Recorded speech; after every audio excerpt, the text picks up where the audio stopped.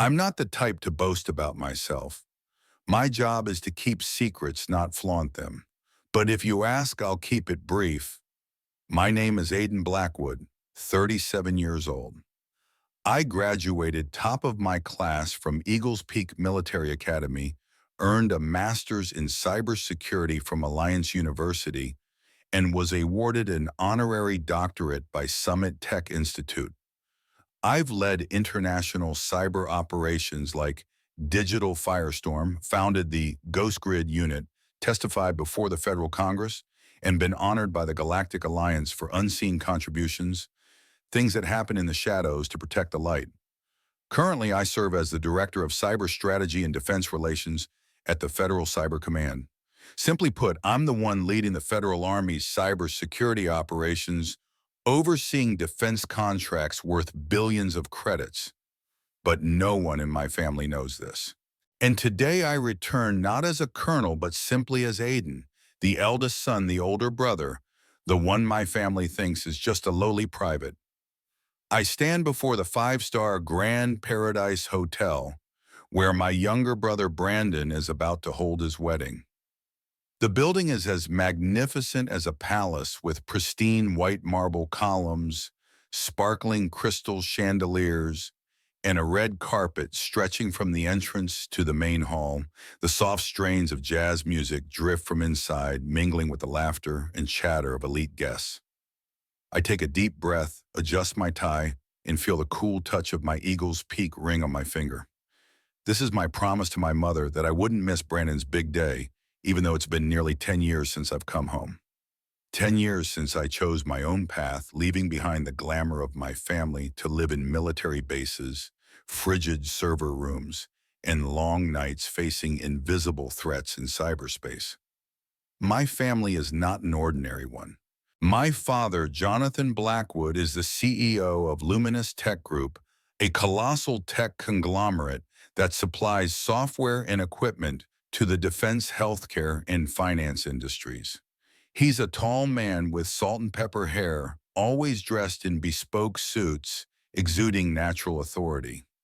My mother, Eleanor, is a gentle yet sharp-witted woman, quietly serving as my father's confidant.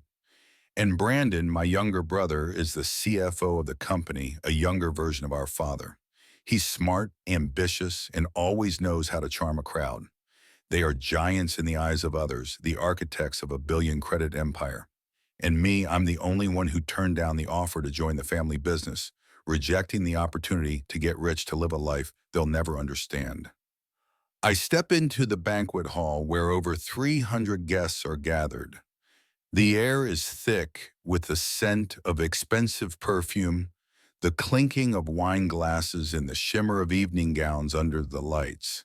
A young woman in a hotel staff uniform greets me, checks my invitation, and points me toward table 17, tucked away in a far corner of the hall. I smile, thank her, but a sharp pang stabs at my chest. Table 17. Not the head table, not near the stage, but a side table reserved for unimportant guests. I'm not surprised, but it still feels like someone just slipped a small knife into my heart. As I make my way to the table, a few glances follow me. A cousin, an old family friend, some strangers. They nod politely, but I can see the curiosity mixed with pity in their eyes. "That's Aidan, the eldest Blackwood son," I hear a woman whisper to her companion. "They say he's still in the military. Such a shame. With that mind, he could have done so much more." I pretend not to hear, pull out a chair at table 17 and sit down. The other guests at the table are engrossed in lively discussions about the stock market and real estate. They glance at me, offer polite smiles, then quickly return to their conversation as if my presence is just a passing breeze. I look toward the stage where Brandon stands radiant in a black tuxedo, hand in hand with his bride Olivia. She's beautiful, with shimmering blonde hair and a warm smile. Brandon laughs heartily, responding to a joke from our father, who stands beside him, raising a glass to the guests. The entire hall seems to revolve around them, the Blackwoods, the successful, the respected. I take a sip of water, feeling a faint bitterness in my throat. Not from the drink, but from memories. Growing up, Brandon and I were close. We were raised in a large house in suburban Green City with a sprawling lawn and a sparkling blue pool. Our father always taught us about integrity, about living in a way that honored the family name. You must do what's right no matter how hard it is, he'd say over dinner, his gaze stern yet warm. I believed him believed in those values. So when I grew up, I chose Eagles Peak, chose the Army, chose a path I thought would make him proud. But I was wrong. When I announced my decision to enlist, my father looked at me as if I'd betrayed him. The Army, he said, his voice low. You want to spend your life in barracks earning pennies when you could be in a corner office overlooking the city. Brandon, just 18 at the time, stood behind him, shrugging with a grin.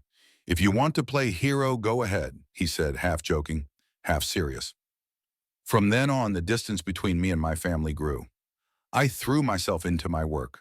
From grueling training at Eagles Peak to sleepless nights coding in Pentagon server rooms, I climbed the ranks from captain to major, then lieutenant colonel, and finally colonel at 36, one of the youngest officers to reach that rank.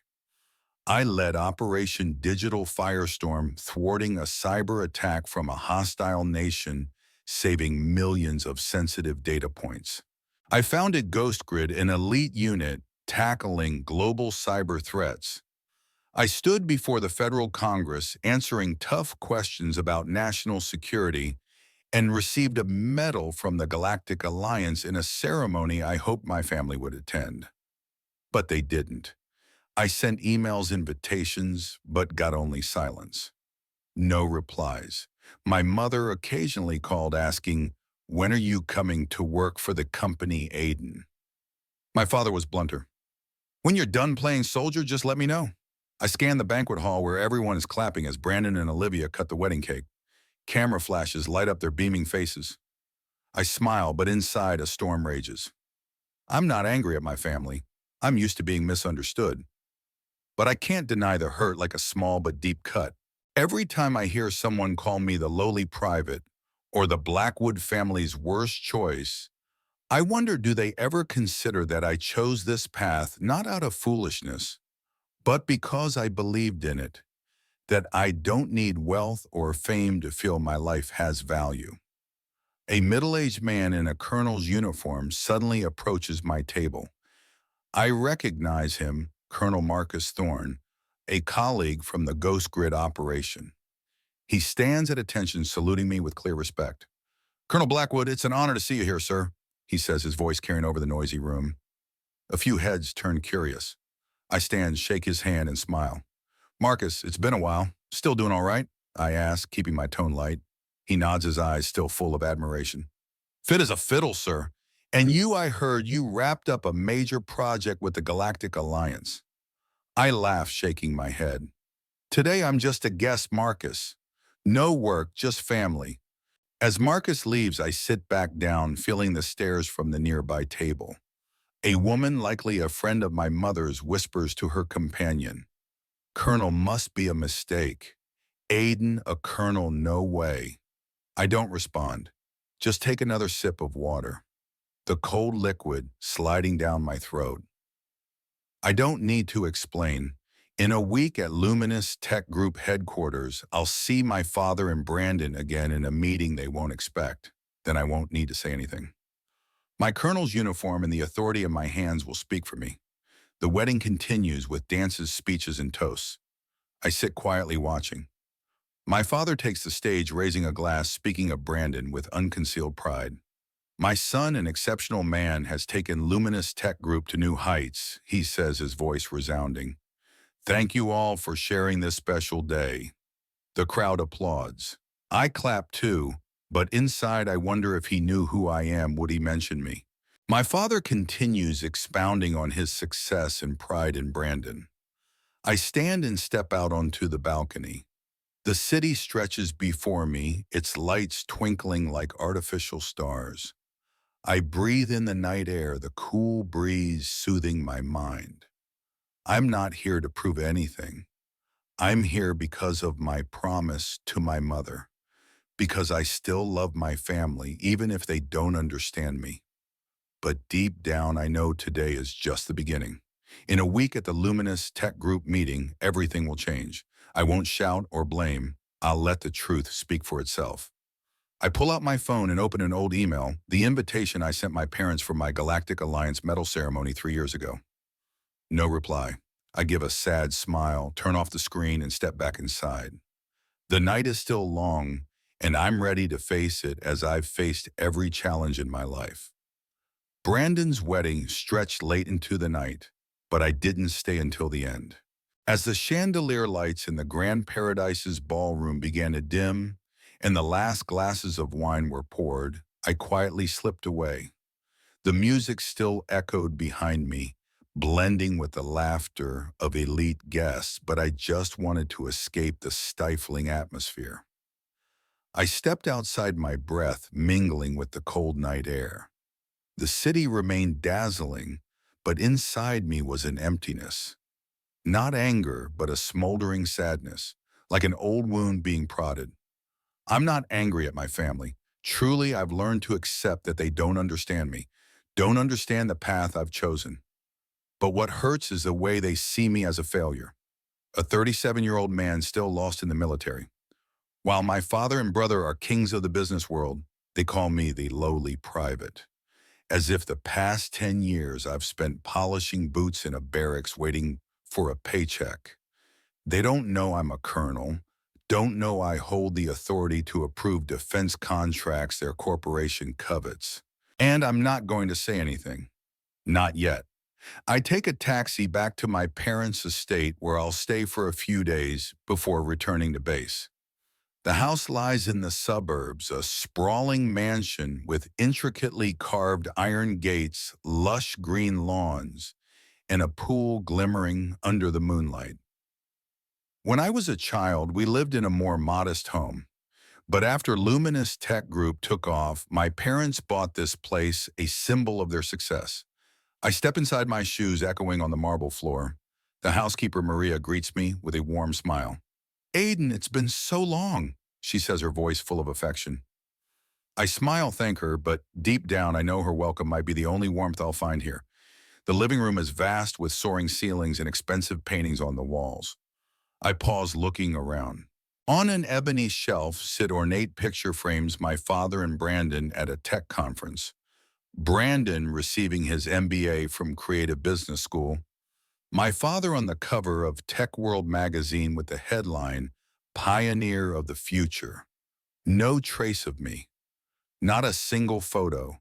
Not a medal. Not a hint of Aiden Blackwood, the eldest son who chose the military over the corporation. I once sent my mother a photo from my colonel promotion ceremony, me in uniform standing before the federal flag, shaking hands with a Galactic Alliance general. She didn't hang it. Perhaps she thought it didn't match the style of the house. I walk to a corner of the room where an old photo sits lightly dusted. It's our family when I was about 10, Brandon just 6. My father has his arm around my shoulders. My mother holds Brandon's hand, and all four of us are beaming in a park. I touch the frame, memories flooding back. Back then, my father used to talk to me about integrity, about doing what's right even if the world turns its back. "You will have to be a man who stands tall," he'd say, his eyes alight. I believed him, lived by those words. But now he's the one who looks at me like a failure. I hear footsteps. My mother enters from the doorway wearing a silk robe, her silver hair glinting under the light. "Aiden, you're back early," she says, her voice gentle but hesitant. I nod, smiling. "Yes, Mom. The wedding was beautiful, but I'm a bit tired." She steps forward to hug me, then quickly changes the subject. "Brandon was wonderful, wasn't he? Olivia, such a lovely girl. They'll be so happy." I nod, but inside I wonder, does she ever think about my happiness? I head upstairs to my room, a spacious bedroom with a large bed and windows overlooking the pool. I sit down, open my suitcase, and pull out a classified file on Project Stellar, the defense contract Luminous Tech Group is chasing. I skim through it, jot down a few notes, then tuck it away. In a week, I'll meet my father and Brandon at the corporation's headquarters, not as a son or brother, but as Colonel Aiden Blackwood, the one who holds the fate of this project in his hands. I don't want to think about it now. I just want to sleep to forget the condescending glances at the wedding. The next morning, I wake early and jog around the garden. The air is fresh, but my mind remains heavy. When I return to the house, I find my father at the dining table reading a financial newspaper. He looks up, nods. "Aiden," he says curtly, "sit, have breakfast." I pull out a chair and sit across from him. My mother brings a plate of eggs and toast, smiling but silent. The atmosphere is quiet, broken only by the clink of cutlery on plates. "What did you think of the wedding?" my father asks, eyes still on his paper. "It was beautiful," I reply. Brandon looked happy. He nods, folds the paper, and finally looks at me. "And you still working in the military?" His voice carries a hint of hesitation, as if he's unsure whether to ask. I smile faintly. "Yes, still there." I don't elaborate. No mention of my rank, no talk of the Galactic Alliance, no stories of the nights I stayed up thwarting cyber attacks. I know he wouldn't care. He sips his coffee, then says, his tone calm but cutting. "You know, Aiden, sometimes I wonder what you're doing with your life. Brandon's achieved so much, pulling in 6 figures a month, and you're still there in the barracks, living a life I don't understand." I grip my fork tightly, feeling anger rise, but I hold it back. "I like my work." "Igintendi talk," I say evenly. He scoffs, shaking his head. "Work, that's not work, Aiden. It's a hobby. One day you'll realize what real responsibility is. When you do, just tell me. I'll arrange a good position for you at the company." I don't respond. I just look at him. The man who once taught me about integrity, now telling me my life is a joke. My mother sits beside us silent, her eyes flickering between me and my father. Finally, she speaks, her voice soft. "James, enough. Aiden has his own path." But my father waves her off. "Eleanor, you don't understand. Aiden has potential, but he's wasting it. He's not like Brandon." Those words hit like a knife. I stand politely saying, "I'm full. Thank you, Mom." I leave the table feeling my father's gaze on my back. I don't turn around. I don't want him to see my eyes stinging. That afternoon, I visit Brandon at his downtown office. I want to congratulate him, to feel some trace of the brotherhood we once had. His office is on the 40th floor of a glass skyscraper with a panoramic view of the city. He sits behind a large desk, dressed in a gray suit, studying a financial chart on his screen. When he sees me, he stands smiling. "Aiden, didn't expect you," he says, shaking my hand. But the handshake feels cold, like one between strangers. "Congratulations," I say, sitting across from him. "The wedding was great." Brandon grins, leaning back in his chair. "Thanks, Olivia, and I planned it for a year. Cost a fortune, but worth it." He looks at me, curiosity in his eyes. "And you still in the military?" That question again. I nod. "Yeah, still there." Brandon laughs, but the laugh lacks warmth. "You're one of a kind, Aiden. Dad's right. You could do so much more, but you choose to stay there. Why like the hero vibe?" I look at him, my little brother who used to chase me around the garden, begging me to teach him how to throw a ball. Now he sees me as a loser. "I like my work," I say evenly. Brandon shrugs. "Suit yourself, but you know the world runs on money and power. The military doesn't give you that. If you change your mind, let me know. I can get you a position. Nothing fancy, but enough to start over." I smile, but inside a storm rages. I don't need his position. I don't need his pity. In a week, he'll see me in my colonel's uniform, sitting at the head of the meeting table, deciding the fate of the contract he and my father are pouring their hearts into. But for now, I just nod. "Thanks," I say, standing. "I've got to go. Wishing you happiness." As I leave his office, the elevator carries me to the ground floor, and my heart feels heavy. Not because of Brandon's words, but because the truth is, my family is no longer the one I knew. They don't see me. They don't want to see me. I step onto the street to take a deep breath and tell myself, one more week, everything will change. That evening, I return to the estate. My parents are hosting a few friends, wealthy business people, acquaintances from high society. I plan to slip upstairs quietly, but my mother calls out, Aiden, come in, meet everyone, she says cheerfully. I enter the living room where people lounge on sofas, wine glasses in hand. My father introduces me, but his voice lacks enthusiasm. This is Aiden, my eldest son. He's serving in the military. A man likely a friend of my father's laughs loudly. The military, really? You didn't want to work with your dad. Luminous Tech Group is dominating the market. The others chuckle as if it's a joke. I smile politely saying, I like my work. But they don't stop. A woman wearing glittering pearl earrings chimes in. Oh, what a pity. With Blackwood jeans, you should be a billionaire by now. My father laughs, sipping his wine. Exactly, but Aiden, he wants to be a lowly private. I don't know what he's thinking. The room erupts in laughter at my father's mocking remark. I stand there, each word hitting me like a stone. I want to shout to tell them I'm a colonel, that I wield power they can't imagine, but I don't. I nod, excuse myself, and leave. Upstairs, I close my bedroom door, sit on the bed, my heart pounding. I lie back, staring at the ceiling. One more week, I tell myself. One more week and they'll see.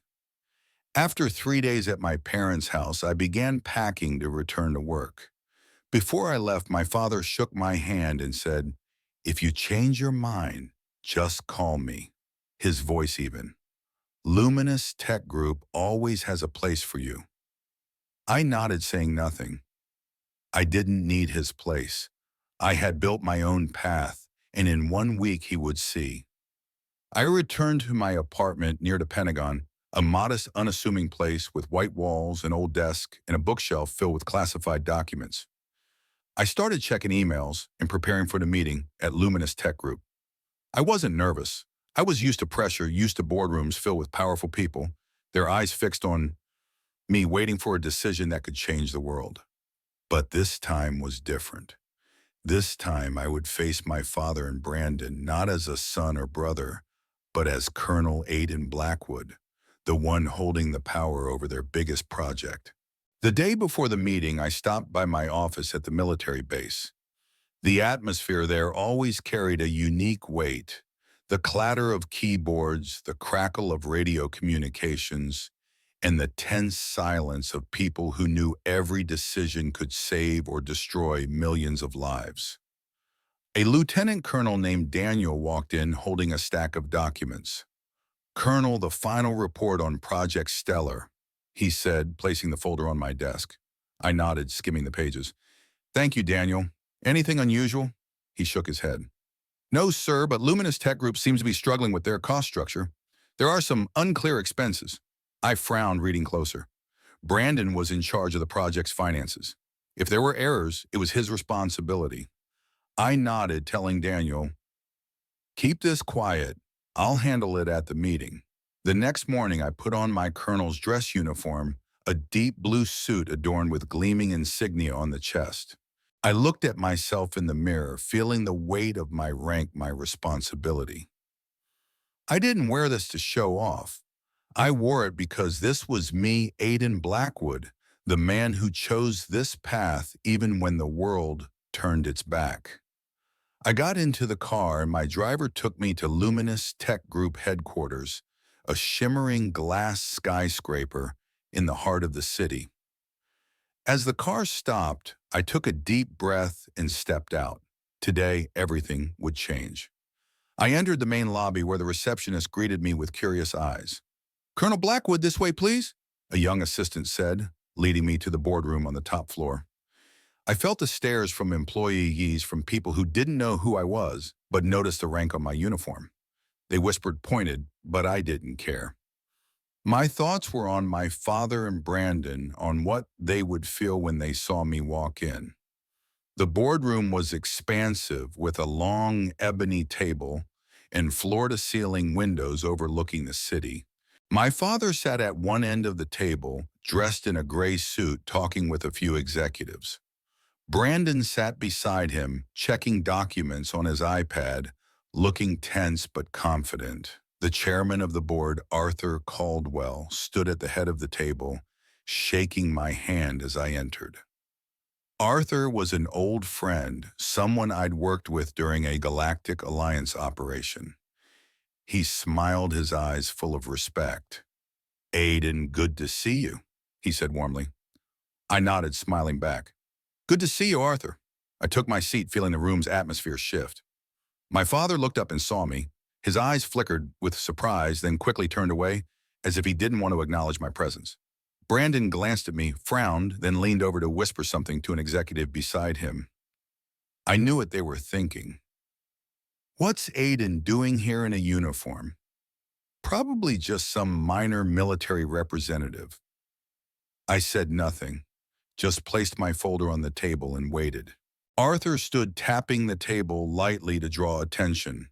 "Ladies and gentlemen, we're here today to discuss Project Stellar, a critical defense contract with the Federal Department of Defense." He began, his voice resonant. "And I'm honored to introduce the representative from the military, the one with final approval authority for this project." He turned to me, smiling. "Colonel Aiden J. Blackwood, Director of Cyber Strategy and Defense Relations, Federal Cyber Command." The room fell silent. I felt every pair of eyes lock onto me like invisible bullets. My father looked up, his coffee cup frozen midair. Brandon whipped around his mouth, agape, eyes wide with disbelief. The other executives whispered, some flipping through their documents as if to confirm it was really me. I sat straight, meeting Arthur's gaze, nodding slightly. "Thank you, Mr. Caldwell. I'm ready to begin." My father coughed, trying to regain his composure. "Aiden," he said, his voice trembling. You're a colonel." I looked at him, my gaze calm but sharp. "Yes, sir." Brandon shook his head, muttering, "No way." But Arthur cut in, his tone firm. "Colonel Blackwood is one of the world's leading cybersecurity experts. We're fortunate to have him here today." My heart pounded, not from nerves, but from a strange mix of satisfaction and pain. I had waited for this moment. The moment when my father and Brandon realized I wasn't the lowly private. But at the same time, a deep sadness settled in.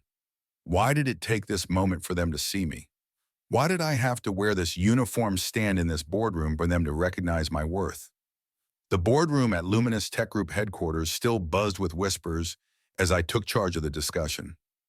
Seated at the head of the table, my colonel's dress uniform immaculate, my gaze swept across the faces, executives in expensive suits, assistants scribbling furiously, and my father and Brandon, both frozen in silence. I didn't let personal feelings creep into my work. Not today, not here. I was Colonel Aiden Blackwood, and I had a mission to ensure Project Stellar wasn't just a billion-credit contract, but an impenetrable cybersecurity system protecting millions. "Ladies and gentlemen," I began, my voice steady but carrying the weight of authority. "Project Stellar is not merely a tech project. It is the backbone of national security. Every detail from code to cost must be scrutinized thoroughly. I need Luminous Tech Group to provide clear explanations of its security strategy and financial structure. Where shall we start?" My eyes locked onto Brandon, unwavering. Brandon, my younger brother who just a week ago mocked me as the private playing hero, now fumbled with his tie. He glanced at our father as if seeking rescue. But my father sat silently, his gaze fixed on the table, hands gripping his pen tightly.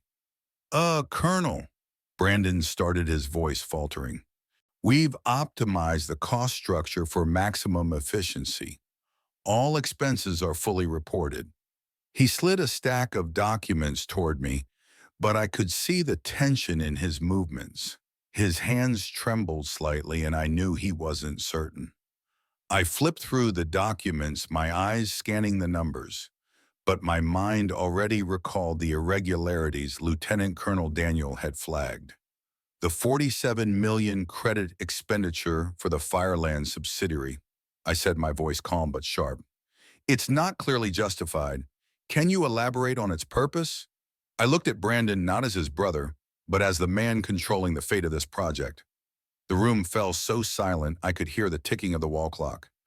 Brandon swallowed hard, flipping through his papers, scrambling for an answer. It's an investment for auxiliary research, he said, but his voice lacked conviction. Auxiliary research, I repeated, raising an eyebrow. Do you have a detailed report on the outcomes of this research? Because, according to military data, that subsidiary hasn't conducted any stellar-related research in the past 2 years. I slid another document toward him, an analysis from my team at Cyber Command. Brandon paled, an executive nearby coughed, trying to break the tense atmosphere. My father finally looked up, his eyes darting between me and Brandon as if he couldn't believe the scene unfolding. I didn't look at him. I didn't want to see disappointment or shame in his eyes. I was just doing my job as I had for the past 10 years, putting duty above emotion. Colonel, another executive, Eleanor Vance, spoke up, her voice cautious. We'll review this expenditure and provide a full report. I'm sure it's just a misunderstanding. I nodded, keeping my expression neutral. I expect that report within 48 hours. National security doesn't tolerate misunderstandings. I emphasized the last word, and the room seemed to hold its breath. I pressed on, questioning not just the cost, but the security strategy. I asked Luminous's technical team to present the system's source code, pointing out a potential vulnerability in the encryption protocol. If an enemy exploits this flaw, the entire network could collapse within hours, I said, my voice icy. I need a remediation plan immediately. The engineers nodded frantically, scribbling notes. Brandon sat silently, his eyes fixed on the table as if willing himself to disappear. My father finally spoke, his voice as if it took effort to get the words out. Colonel, he corrected himself. We'll ensure everything is addressed. Luminous Tech Group is fully committed to working with the Federal Department of Defense. I nodded, meeting his eyes for the first time in the meeting. I trust that commitment, Mr. Blackwood, I said, my tone professional. Hearing my father call me Colonel in front of the entire board filled me with an indescribable sense of confidence and pride. The meeting stretched on for 3 hours, and I ran it with the precision of someone accustomed to command. Every question, every demand was aimed at ensuring Project Stellar met the highest standards. But I wasn't vindictive, didn't let personal feelings interfere. I wasn't here to settle scores with my father or Brandon. I was here to do what was right, as my father had taught me when I was young, though now he seemed to have forgotten his own lesson. As the meeting ended, the executives stood shaking my hand with evident respect. One whispered to another, I didn't know Blackwood's son was a colonel. Impressive. I heard but didn't respond.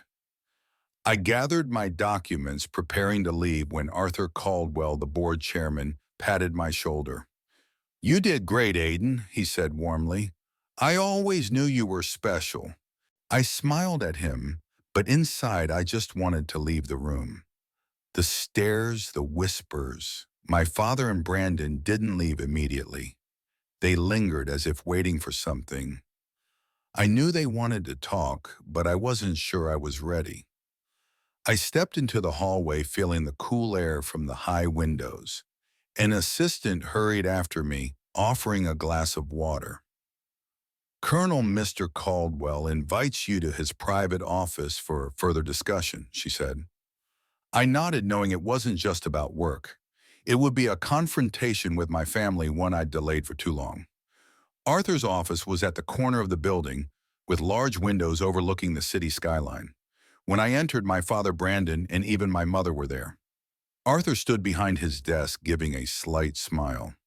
I'll let your family talk, he said, then left, closing the door. The room fell silent. I stood there, still in my uniform, feeling the weight of the moment. My father looked at me, his eyes a mix of surprise and shame. My mother sat on the sofa, her eyes red as if she'd been crying. Brandon stood by the window, hands in his pockets, avoiding my gaze. Aiden, my father began, his voice trembling. Why didn't you say anything about this? He gestured at my uniform, the insignia on my chest. I looked at him, the hurt from the past days rising, but I kept my voice steady. I did, Dad. I sent invitations to my promotion ceremonies.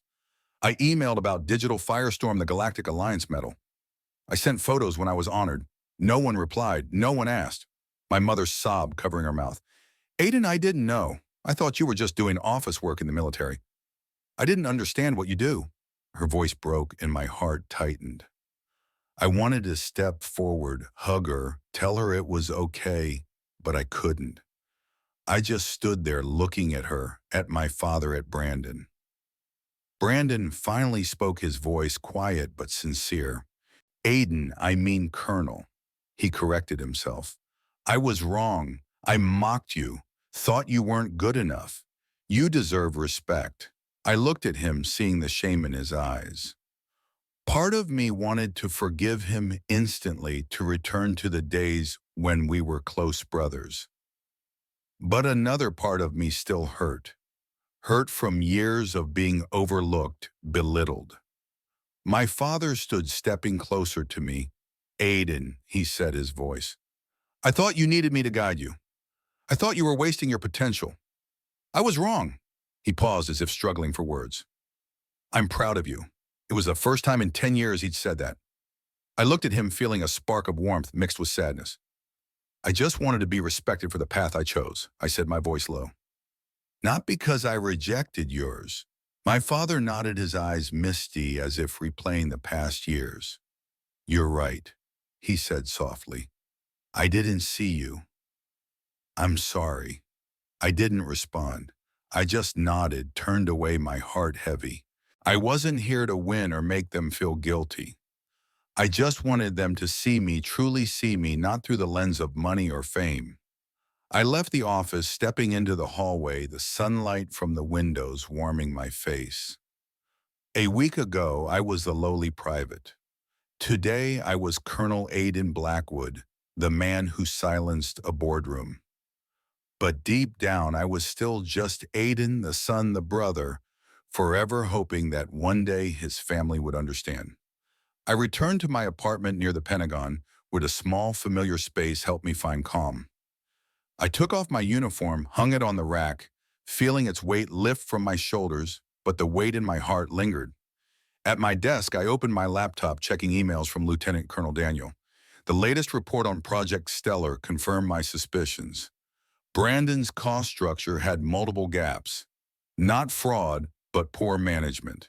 I drafted a concise email to Arthur Caldwell, Luminous Tech Group's chairman, urging them to rectify the issues before the Pentagon intervened. This isn't intentional, I wrote, but it needs immediate correction to ensure national security. I hit send, feeling a sense of relief for doing the right thing, not exposing my brother, but giving him a chance to fix his mistakes. The days that followed saw me dive back into work at Cyber Command, immersed in lines of code, classified briefings, and strategies to protect the nation's networks. But my family stayed on my mind. I thought of my mother, her tear-streaked eyes in Arthur's office. I thought of my father, his trembling voice as he apologized. And I thought of Brandon, my once close brother, now grappling with the fallout of his project's errors. A week after the meeting, I received an email from Brandon. The subject was simply, "Thanks." I opened it, reading each line with a strange feeling. Aiden, he wrote, I've reviewed the entire cost structure for Stellar as you requested. There were things I didn't handle well, and I'm fixing them. Thank you for not making a big deal out of it. I was wrong to underestimate you. If you have time, I'd like to meet just us brothers. I reread the email, a spark of warmth creeping into my heart. I replied briefly, Good. I'm free this weekend. Let's meet at the old coffee shop. It was a small cafe in the suburbs where we used to sit for hours as kids talking about naive dreams. Brandon agreed immediately. I put my phone away, feeling a flicker of hope, though still cautious. I wanted to believe we could reconnect, but I knew the road ahead wouldn't be easy. That weekend, I arrived at the cafe dressed in a shirt and jeans, no uniform, no insignia. I wanted to meet Brandon not as a colonel, but as his brother. He was already there, sitting in our old corner, a latte in front of him. When he saw me, he stood smiling, the first genuine smile I'd seen from him in years. "Aiden," he said softly, "thanks for coming." We sat, talked. At first it was small talk. Work, Olivia, the weather. But then Brandon took a deep breath, looked me in the eye. "Aiden, I'm sorry," he said. "I thought you weren't good enough. I was wrong.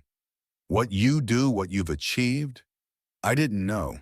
I let my arrogance blind me." I looked at him, seeing sincerity in his eyes. "It's okay, Brandon," I said. "I don't need you to be proud of me. I just want you to respect the path I've chosen." He nodded, sipping his coffee. "I've fixed the cost plan," he said. "Arthur says it's much better now, and I learned a lesson not just about finances, but about responsibility." I smiled, feeling relieved. "Good. You're smart, Brandon. You'll do better." We kept talking about old-time silly fights, the dreams we once shared. As we left the cafe, I felt a part of the gap between us had closed. Not entirely, but enough to make me believe that one day we could be real brothers again. A few days later, I received another email, this time from my father. It was an internal Luminous Tech Group memo sent to all employees, but I was directly copied. "Dear Luminous Tech Group team," he wrote, "I want to share something I've recently realized. My son, Colonel Aiden Blackwood, is an exceptional man, a leader in cybersecurity and a source of pride for our family. I underestimated him, and I apologize for that. We are fortunate to have him supporting Project Stellar, and I hope we all learn from his integrity." I read the email, my eyes stinging. My father hadn't just apologized to me. He'd publicly acknowledged his mistake to hundreds of people. It was something I never thought he'd do. I called him. He answered immediately, his voice warmer than I remembered. "Aiden," he said, "did you get the email?" I nodded, though he couldn't see. "Yes, Dad, thank you." He was quiet for a moment, then said, "I was wrong. I didn't see you. I want to make it right. When you're free, come home, okay? Your mom misses you." I smiled, feeling a burden lift. "I'll come, Dad, soon." 6 months later, I returned to my parents' estate. The atmosphere was different. As I walked in, my mother rushed to hug me, her eyes sparkling. "Aiden," she said, her voice brimming with joy, "I made apple pie for you." I laughed, hugged her, breathing in the familiar scent of her perfume. My father stood behind, shaking my hand this time with a warmth that wasn't stiff. "Good to see you, Aiden," he said. Brandon was there too, with Olivia. He clapped my shoulder, grinning. "No meetings this time, Aiden, just family." We sat in the living room where a small but significant change caught my eye. On the wall next to my father's Tech World cover and Brandon's MBA diploma was a new frame. It was the photo of me in uniform receiving my Galactic Alliance medal. I looked at it, my heart warming. "Who hung this?" I asked softly. My mother smiled. "Your father did. He said it's time our home was proud of all our children." That dinner was the first in years where I felt at home. We talked, laughed, and for the first time they asked about my work. My mother was curious about the military AI training program I was overseeing. "Is it like in sci-fi movies, Aiden?" she asked, eyes gleaming. I laughed, explaining simply, knowing she only half understood, but nodded anyway. My father asked about Operation Digital Firestorm, and for the first time he listened, truly listened. Brandon shared that he'd applied one of my encryption suggestions to a Luminous Tech Group project. "It worked better than I expected," he said, his voice full of admiration. "You're a genius." As dinner ended, I stepped out to the garden, gazing at the pool shimmering under the moonlight. My mother joined me, bringing a jacket. "It's chilly, Aiden," she said, draping it over my shoulders. I smiled, thanked her. I'm proud of you, she said, her voice soft but certain. Not because you're a colonel, but because you're my son. I looked at her, my eyes stinging.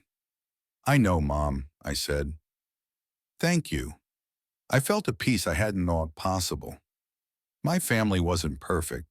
We'd lost years understanding each other, and the scars remained, but at least we were trying. And maybe that was what mattered most. A few days later, I returned to the familiar rhythm of being a colonel. As I unpacked my suitcase in my office, I found a handwritten letter neatly tucked beneath my uniform. It was my mother's handwriting. Aiden, she wrote, I'm proud of you. Not because you're a colonel, but because you're my son. Love you. I smiled, placing the letter beside my medal on the desk. In that moment, I felt a spark of hope. My family was learning to see me, and I was learning to let go of the past and live for the brighter days ahead.